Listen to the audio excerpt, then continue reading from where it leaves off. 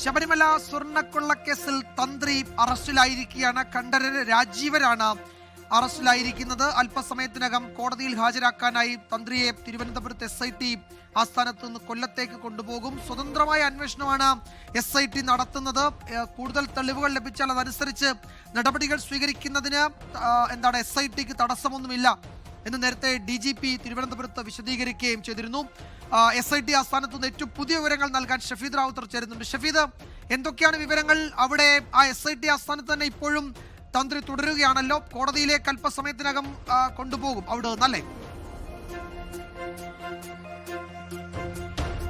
നിലവിൽ ഇപ്പോൾ അറസ്റ്റ് രേഖപ്പെടുത്തിയതുമായി ബന്ധപ്പെട്ട നടപടിക്രമങ്ങളാണ് നടക്കുന്നത്. സ്വാഭാവികമായി നമുക്കറിയാം, മുൻപ് നമ്മൾ ഈ കേസുമായി ബന്ധപ്പെട്ട അറസ്റ്റ് നടക്കുമ്പോഴൊക്കെ മണിക്കൂറുകൾ നീളുന്ന പ്രോസസ്സ് നമ്മൾ കണ്ടിട്ടുണ്ട്. ഏതായാലും ശബരിമല സ്വർണ്ണക്കൊള്ളയെ സംബന്ധിച്ചിടത്തോളം മറ്റൊരു വിശ്വാസ തലത്തിലേക്ക് കൂടി ഇക്കാര്യങ്ങൾ പോവുകയാണ്. പ്രത്യേകിച്ച് ആദ്യഘട്ടത്തിൽ തന്നെ ഈ തന്ത്രിയെ കേന്ദ്രീകരിച്ച് അന്വേഷണം നടക്കുമെന്നൊക്കെ SIT സൂചന നൽകിയെങ്കിൽ കൂടി ഈ അറസ്റ്റിലേക്കൊക്കെ പോകും എന്നുള്ള കാര്യം ഉറപ്പില്ലായിരുന്നു. പക്ഷേ ഇപ്പോൾ ശബരിമലയിലെ വളരെ പ്രധാനപ്പെട്ട ചുമതലയിലിരിക്കുന്ന, അല്ലെങ്കിൽ വിശ്വാസത്തിന്റെ ഏറ്റവും പ്രധാനപ്പെട്ട പീഠത്തിലിരിക്കുന്ന ഒരാൾ തന്ത്രി കണ്ഠരര് രാജീവരെയാണ് ഇപ്പോൾ ഈ കേസുമായി ബന്ധപ്പെട്ട് അറസ്റ്റ് ചെയ്തിരിക്കുന്നത്. ഇനിയും സംശയങ്ങൾ ഏറെയുണ്ട്.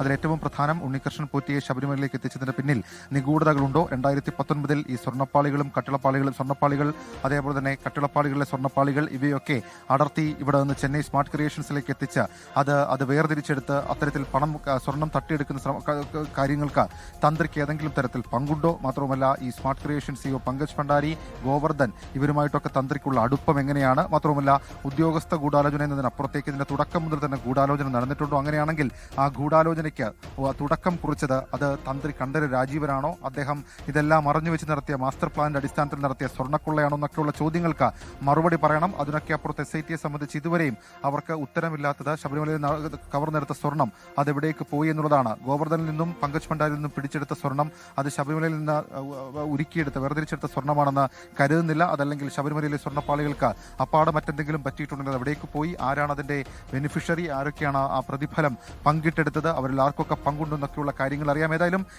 ഈ നിമിഷം, അതായത് തന്ത്രി അറസ്റ്റിലാകുന്ന ഈ നിമിഷം വളരെ പ്രധാനമായും ഒരു ചോദ്യം വരുന്നത് A. പത്മകുമാർ ഇതിന്റെ ആദ്യഘട്ടത്തിൽ തന്നെ പറഞ്ഞൊരു പേരുണ്ട്. അദ്ദേഹമാണ് ഈ തന്ത്രിയുടെ പേര് സംശയാസ്പദമായ രീതിയിൽ പറയാതെ പറഞ്ഞത്. അത് അദ്ദേഹം പറഞ്ഞത് ഈ നമ്മൾ ദൈവതുല്യരെ പോലെ കാണുന്ന ആളുകൾ ഒക്കെ ഇതിനകത്ത് പങ്കുണ്ടെന്ന് പറയുന്നത് ഞെട്ടലുണ്ടാക്കുന്നു എന്നുള്ളതാണ്. അപ്പോൾ സ്വാഭാവികമായും ആ ദൈവതുല്യൻ തന്ത്രി തന്നെയാണെന്ന രീതിയിലേക്ക് ഇപ്പോൾ നമുക്ക് കാര്യങ്ങൾ എത്തിച്ചേരുകയാണ്. നേരത്തെ കടകംപള്ളി സുരേന്ദ്രന്റെ പേരുകളടക്കം ചില സംശയങ്ങളായി ഉയർന്നെങ്കിലും, ചില ആരോപണങ്ങളായി ഉയർന്നെങ്കിലും കടകംപള്ളി സുരേന്ദ്രനെയും അതേപോലെ തന്നെ തൊട്ടു മുൻപുള്ള ദേവസ്വം പ്രസിഡന്റായിട്ടുള്ള PS പ്രശാന്തിനെ അടക്കം SIT ചോദ്യം ചെയ്തതാണ്.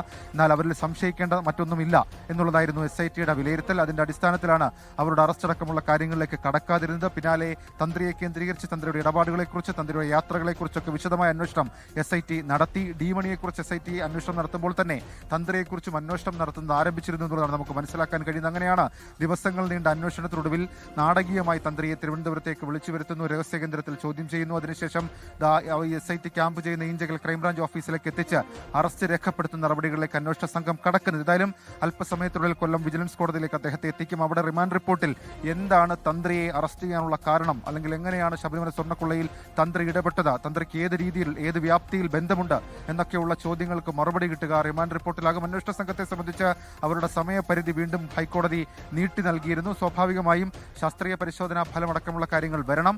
ഏതായാലും നിലവിൽ ഇപ്പോൾ നമുക്ക് മനസ്സിലാക്കാൻ കഴിയുന്ന, നമുക്ക് ലഭിക്കുന്ന വിവരമനുസരിച്ച് ചോദ്യം ചെയ്യലിൽ സംശയങ്ങൾ വർദ്ധിച്ച സാഹചര്യത്തിലാണ് അറസ്റ്റിലേക്ക് അന്വേഷണ സംഘം കടന്നത് എന്നാണ് വിജയകുമാർ.